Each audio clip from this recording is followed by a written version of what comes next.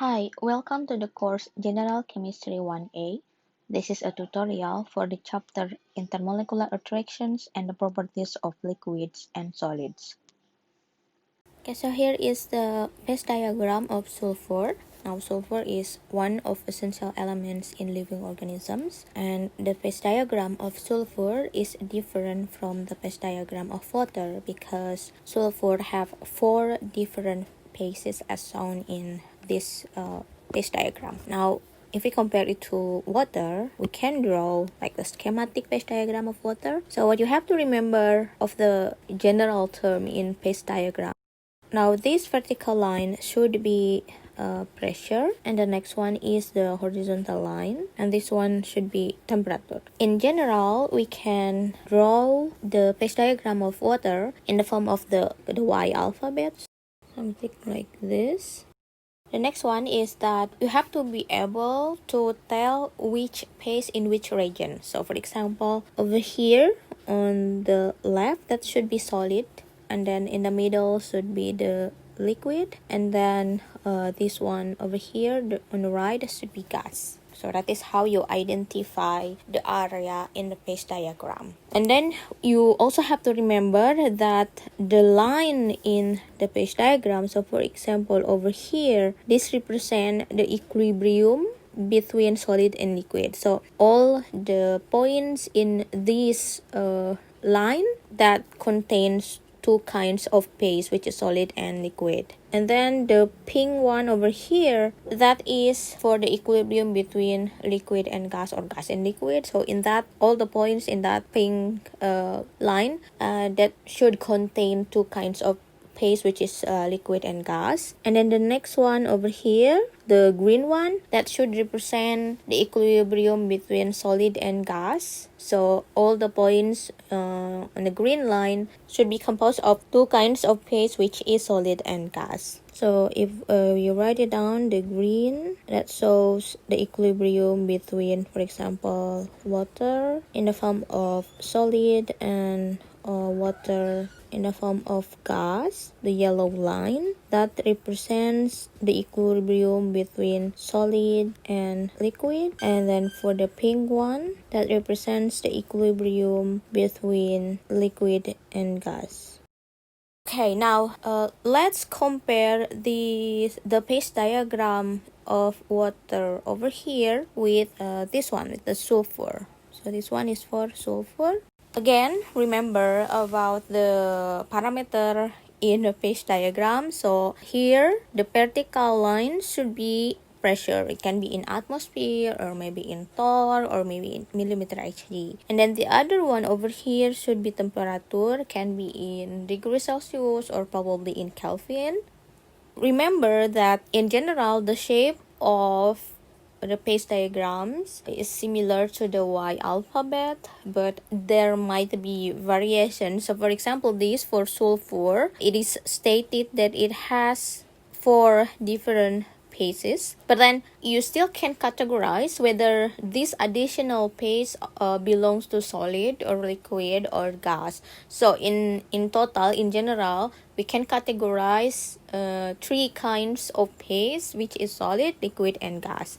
So basically, by seeing this, we can conclude the Y shape of the phase diagram, which is this one. I will show you. This is this one, and then the next one over here, and then the other one over here. I mean, that is more or less the Y shape in the phase diagram of sulfur. So you can probably guess that over here, the rhombic and the monoclinic, that should belong to the solid, in the meaning that the sulfur has two kinds of solid, which is in the form of rhombic and in the form of monoclinic. So we can write it down. This should be solid, this also should be solid, and then this one over here should be liquid, and then this gas. So that is how you identify each area in this phase diagram. Now, what is the other line? I mean, here we have like the yellow line, the pink line, and then the green line. So let's give it another color. Okay, we can write down some of the equilibrium correlates with this line. So for example, if I write it down let's say the orange line, that corresponds to the sulfur solid, but then in the form of rhombic. So if I write it down, this is sulfur in the form of solid, but the specific type is rhombic, and then it is in equilibrium with the other solid, so sulfur solid, but then the type is a monoclinic. And then the yellow line, that is where the equilibrium between sulfur, which is solid, but then in the form of monoclinic, and then it is in equilibrium with sulfur in the form of liquid. And then for the green one, so this is actually there are two kind of greens, so let me use another color over here. Now for the blue line, that is where the equilibrium between sulfur, which is solid in the form of rhombic, and then it is in equilibrium with sulfur in the form of gas, meaning that for all the points residing in the blue line, that should contain two kinds of phase, which is solid rhombic and then the gas phase of sulfur. While the green line, that is for the equilibrium between sulfur solid in the form of monoclinic, and then it is in equilibrium with sulfur in the form of gas. So that is how we identify each line and then each area in this phase diagram. So let's take a look at the question A. What is the phase type of rhombic and monoclinic of sulfur? This is asking you the general phase, which is solid, liquid, and gas. So because we already identified this area in the phase diagram of sulfur, and we can answer this. This should be solid. And then the next question, write down the phase equilibrium at the point A. So let's take a look which one is the point A. Now the point A is over here, okay, and that is the triple point, meaning that it is a point in which we have three kinds of phases. But then we know that in this case, the three kinds of phase which reside in the point A should be, the first one is rhombic, so let's write down the phase equilibrium. So that one should be sulfur in the form of rhombic, and then it is in equilibrium with sulfur in the form of monoclinic, and then it should be in equilibrium with sulfur in the form of gas. So at the point A, there are three kinds of sulfur. The first one is solid rhombic, the next one is solid monoclinic, and the third one is gas. Now the line connecting B and C. Now where is the B and C? So if we notice that this one is the B, so the B is the triple point between solid monoclinic and liquid in gas, while this is the C. This is also the triple point between solid rhombic, solid monoclinic, and the liquid. So the line connecting B and C is the equilibrium phase representative of solid monoclinic and liquid. So this one should be sulfur in the form of solid monoclinic and sulfur in the form of liquid. Now the next question, the line connecting A and B. The A and B, that is for this one, this line over here, and that is for the equilibrium between sulfur solid rhombic and sulfur solid monoclinic. So we can write it down. This is sulfur in the form of solid rhombic, and then it is in equilibrium with sulfur in the form of solid monoclinic. Now the next question, put a mark D on a figure as a normal melting point.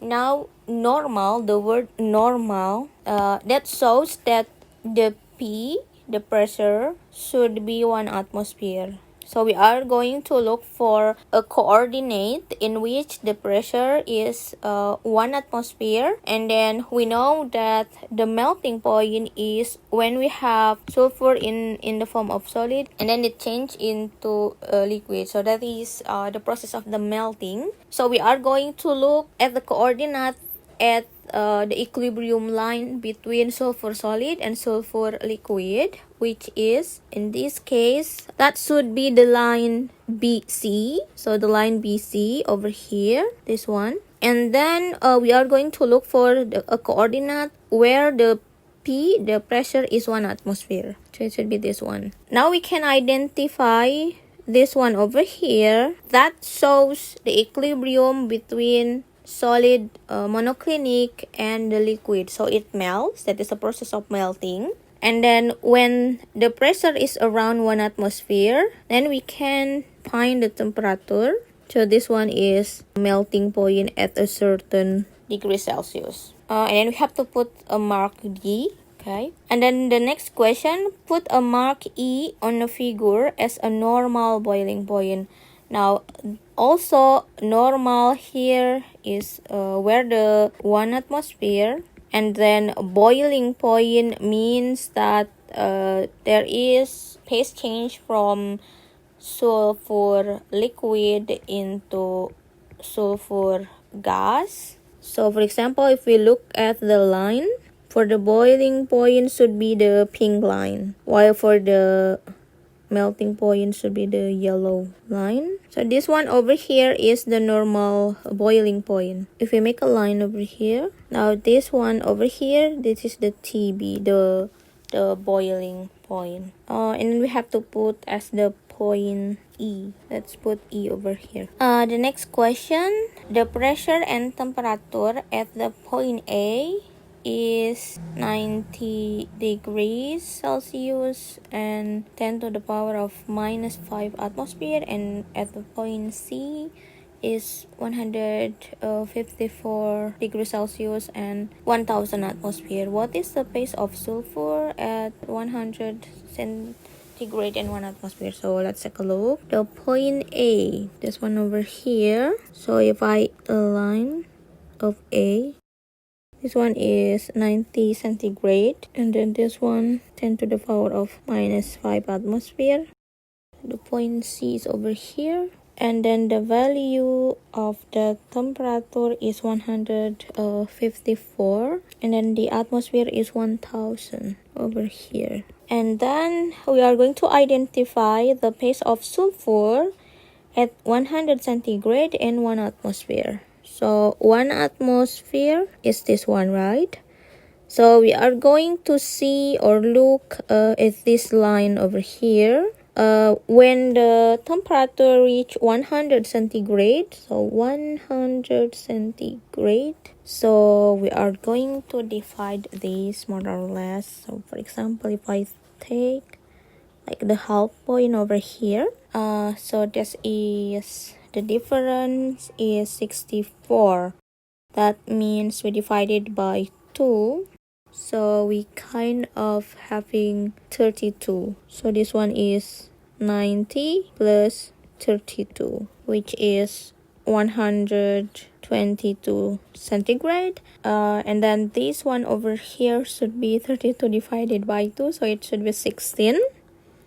So this point over here should be 90 plus 16, which is 106 centigrade. So if we divided it by half and make it half, we have 16, 8. So this one should be 98. This one is 102. So let's take 100 over here. Okay. So this is the point here, the point in the question. This point is for 100 centigrade and 1 atmosphere, and then the kind of phase is for solid, but it is in the form of rhombic. So this one should be solid in the form of rhombic.